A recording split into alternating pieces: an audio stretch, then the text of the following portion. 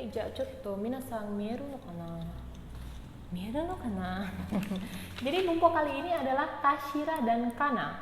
Ya, untuk bumbu ini ada di JLPT N4 dan biasanya sering keluar di drama atau di anime kalau kalian sering menonton ya. Baik, rumus kashira dan kana ini adalah bentuk biasa. Jadi rubah kata kerja, kata sifat i atau na dan kata benda ke bentuk biasa, lalu kalimat yang kalian buat tinggal ditambahin kashira atau kana. Penggunaannya kashira ini biasanya cenderung diucapkan oleh perempuan, kalau kana biasanya laki-laki atau perempuan juga menggunakannya gitu. Untuk artinya sendiri, kashira dan kana ini sama-sama memiliki arti, yaitu apakah nani-nani ini kalimat yang kalian buat tidak gitu. Jadi atau saya bertanya-tanya jika gitu. Kalau bahasa Inggrisnya I wonder if, seperti itu ya. Ini artinya dari kashira dan kana. Penggunaan kashira dan kana ini digunakan saat pembicara ingin menanyakan sesuatu yang masih diragukan oleh diri sendiri. Jadi kamu ingin menanyakan sesuatu tapi kamu sendiri tuh nggak yakin gitu loh, ada keraguan. Atau menanyakan ke lawan bicara, menanyakan sesuatu ya kepada diri sendiri juga bisa gitu. Jadi kamu kayak menanyakan ke diri sendiri atau ke lawan bicara kamu, di mana apa yang kamu pikirkan itu tuh kayak bener nggak ya, yakin nggak ya, masih ragu gitu loh. Jadi ada keraguan ya, unsur dari kalimat di sini itu ada keraguannya. Baik, kita bahas kerebungnya.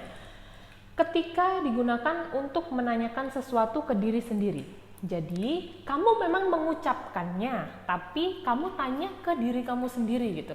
Dengan ya pasti keraguan, karena memang pola kalimat ini menunjukkan sesuatu hal yang kamu tanyakan ke diri sendiri, tapi masih ragu-ragu gitu.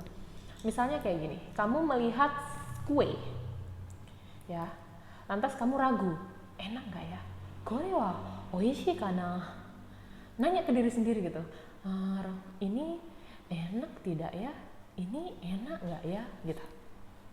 Atau menanyakan ke diri sendiri, di mana kayak misalnya besok ini, karena hari ini hujan terus seharian gitu, dan kamu besok mempunyai janji, lantas kamu nanya, asu atau asta wa atsui kashira?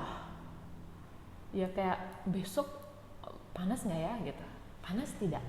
Jadi menanyakan sesuatu yang belum pasti terjadi gitu. Saya bertanya-tanya jika mane asta wa atsui kashira atau atsui kana, sama aja. Lantas yang rebung ketiga ini mungkin kamu mau pergi ke suatu tempat tapi kamu nggak tahu jalan, akhirnya kamu ke Google Maps dan udah sampai di tempat tujuan tapi kamu masih ragu. Kayak machiawase basho machigaeta kana?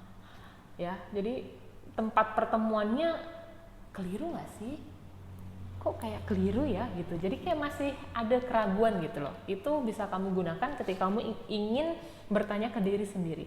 Lantas untuk menanyakan sesuatu yang diragukan oleh diri sendiri, ya biasanya ini kamu boleh sih tanya, bukan nanya sih. Jadi kayak kamu itu menanyakan ke diri sendiri kamu, tapi kayak ada lawan bicaranya gitu loh di situ. Kayak ada temen kamu atau siapa gitu.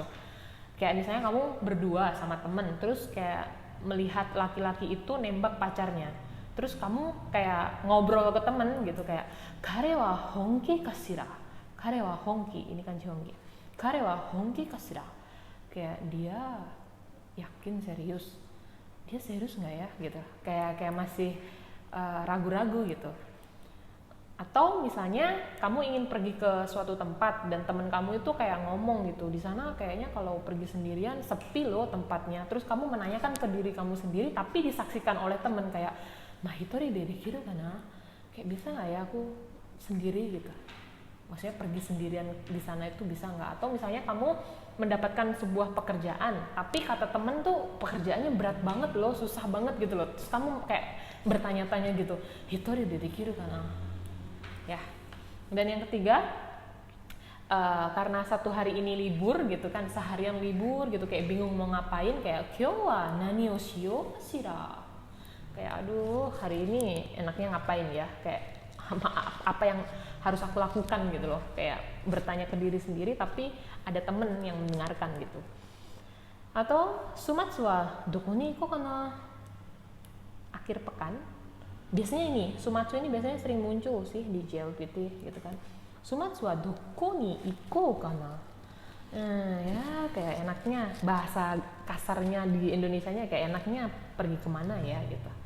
Mah temen nyeletuk, ja umi ni iko, misalnya seperti itu. Jadi itu, cuman itu saja sih.